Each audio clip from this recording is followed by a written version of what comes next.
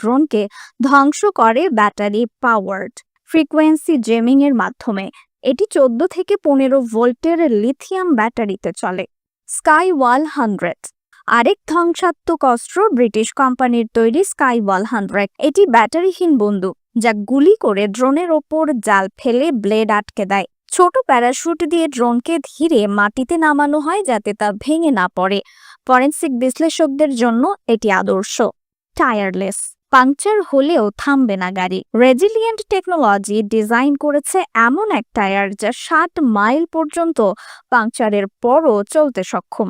বিশেষ মৌচাক আকৃতির পলিমারে তৈরি এই টায়ারকে যুক্তরাষ্ট্রের পেন্টাগন 200 কোটি টাকার ফান্ড দিয়েছে।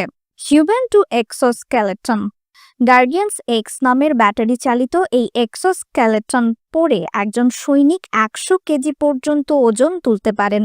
এটা পড়লে যুদ্ধক্ষেত্রে সৈনিকের শক্তি